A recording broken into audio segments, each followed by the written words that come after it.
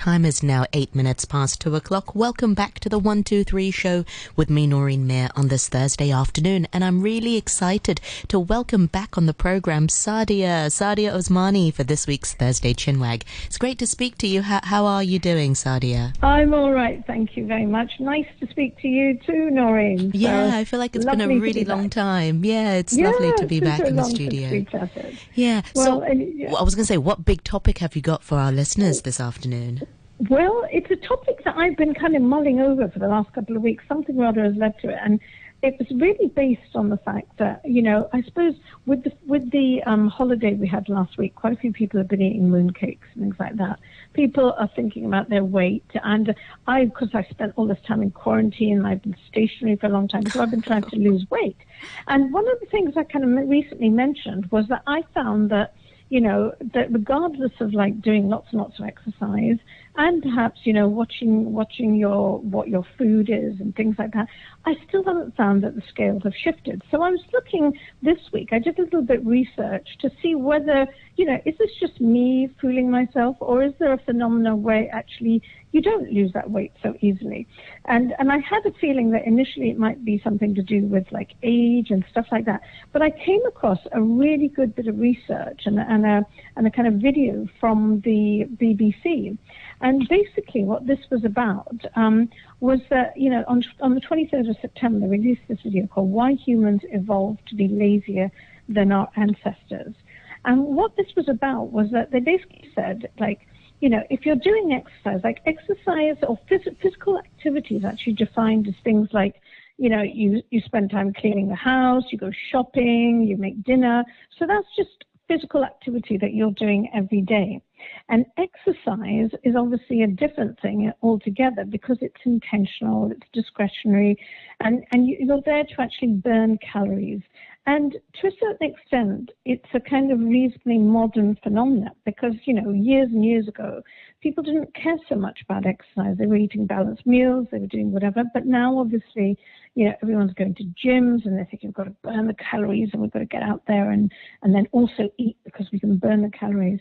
So when I was looking at this program, some interesting things came across, and basically they were saying that, you know, our ancestors, humans, that generally are hardwired not to waste energy. So, you know, as hunter-gatherers, they did the physical activity purely to survive, and they struggled like to get enough calories to go and, you know, to hunt and do all these things. So when they weren't hunting, they were kind of conserving the energy and really spent a lot of the time sitting. And so, you know, that kind of said a lot. And basically it's saying that we can do all the exercise, and we do find it hard. And how many times that, you know, if you're doing some exercise, you keep thinking, I need to do this exercise, then you feel quite guilty about it if you find it hard. But it's not about us being failures, you know, not being able to go to the gym and not liking it. But it is actually naturally something that, you know, we're not inclined to do. Our body's not inclined to do that. So I feel quite at ease about that. I think it's okay. We're not designed to. I think we are designed to move around, though. I think sitting still is probably what I find harder. But yeah, I'm one of those people that exercise has to be fun. You know, like I like playing badminton. I like doing stuff. But if you just ask me, I'm not the kind of just running on the treadmill kind of person. I find that a bit boring. No, am I? Yeah, that's really boring. I really admire people who go for runs and stuff because they say, you know, really clears their minds and everything. But I just find it really boring, and I find it really hot to be running outside or even on the treadmills. I don't know. I guess we're all different. Yeah. And the thing is, in this program, what they did, right, is they actually did some research, and they went to the Hadza community, which is in northern Tanzania. And basically, they are one of the few sort of hunter-gathering communities left in the world. So they were doing some experiments with these guys, and basically, these people, this community, they don't have any domesticated animals, they don't have any machines, they don't have any guns or electricity or anything like that. So every morning, for instance, men, they go out and hunt with bows and arrows. The women go out and they dig for wild vegetables and tubers, and they've got those big digging sticks. So they're using a reasonable amount of kind of, physical energy from walking and shopping and things like that. And so they do more activity in a day than most Americans get in a week. So what the researchers did is that they were sure that these guys would actually burn more energy than the average American in a day. But they found, which is really shocking, right? They found the opposite. They found that the Hadza community actually had the same energy expenditure per day as the sedentary sort of Americans and Europeans. And for them that came, it was a major surprise for them, and they actually doubted the results. They couldn't understand why these results were coming through like that. So they went off and they did some more research and collected more data using different techniques with different sort of hunter-gatherer communities. And again, the results said the same. And basically it was that people who are more physically active don't necessarily burn more calories. It's kind of seen in other animals too, like mice in a lab or monkeys in the zoo and stuff. They've got kind of data from there too, and that again says the same stuff. So basically, our bodies are evolved to keep energy expenditure within a narrow range. So if you say spend a lot of energy on exercise, your body will respond by spending less energy on other things. Now that for me was, I'm so relieved because, I couldn't understand why this thing wasn't shifting. But that doesn't necessarily mean that, like, we can sit back and think, okay, don't do any exercise because there's no point, because it's not going to get you anywhere. So what we tend to do is that we tend to see diet and exercise kind of linked together. So we think that if we can do both and lose weight, or we can do less of one and then we can balance it out or something. But the fact is that diet and exercise are actually two separate tools with two separate jobs. So with the diet, obviously, to watch your weight, and the exercise is for everything else, like toning up your muscles, keeping your heart fit. So you still need the exercise to keep all your body working efficiently.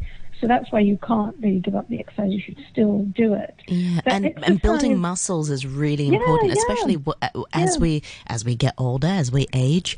If you think about our muscles being the engine, and if we lose muscle mass, we're not burning fuel as efficiently. So we need to build on the engine. We need to build the muscles, and this way we're actually burning fat a little bit better. But as we grow older, we start to lose our muscle tones a little bit. We're not as toned as before. That's right. And as people get on to their 50s, you also find that actually, even if you do eat less, even if you are cutting down on your diet and stuff, totally. It just doesn't shift very easily. You're going to have to do a lot more work, or you're really going to have to cut down your portion size completely to be able to sort of start losing those calories and things. And they just said that, well, exercise is like education. You need to kind of make it enjoyable. Like you said earlier on, that I have to be able to enjoy it. It maybe needs to be a social activity, and you need to look at practical tips. And it's things like, using the stairs and walking. And years ago, there was this book that came out, and I mentioned it last week, where it was like French women don't get fat. And basically what it said, what it really rounds everything off to is that, look, you have to enjoy your life. You have to, like, if you like cake, if you like chocolate or whatever it is. And it's okay to have some cheese and bread occasionally. And eat a little bit of it. Just don't hog out on it. Eat what you like so you don't crave it. But just know that you can, have a smaller portion of it and enjoy it. And then if you've got the choice, you're going out and you can take the bus, or you can walk, or you can go up escalators, or just walk up the stairs, then choose those options, and that will kind of balance off the exercise. So you don't necessarily have to go on the treadmill or, go in the gym, like, if you don't like it. I know, we need to do a chinwag on motivation, because a lot of us know these things, like, get off a bus stop. Hard. Exactly, a bus stop, get off a stop earlier and then walk to your destination. But it's just so hot, and sometimes it's too hot. It's too hot and sticky, and it's also because, in Hong Kong with the humidity, it's is. I'm noticing right now, because I'm back in Hong Kong after a long time. And seriously, and also wearing when you've got a mask on, I hope that at some point, things will open up that we can actually take our masks off outside. But I think the humidity, and if you are actually, say, going to meet somebody for lunch, or you've got a meeting, then the last thing you want to do is end up getting to that meeting and going dark, or you need to kind of look okay. You don't want to be sweating or. I know, like so right now it's hard. 32 degrees Celsius, and the very hot weather warning is in force. That's right. It's just so hot.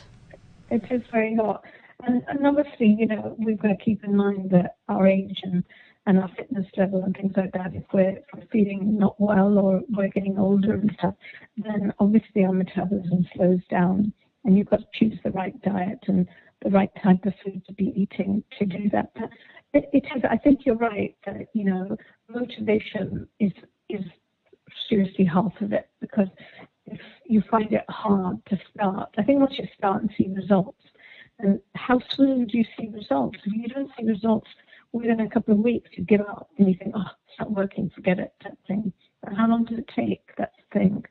So, I've just been on this kind of thing trying to sort it out for myself, and I thought, okay, that gave me a bit of satisfaction just to find out that there is research.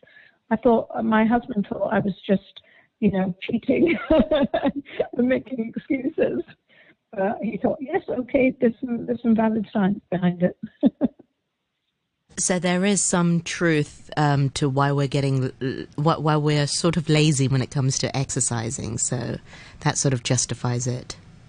I know. It's hard. It is hard. I think if you have a group of people, if you've got even if your spouse or your kids, if you've got people involved, there's more chance that you will maintain it because you have that support from other people to be able to do it.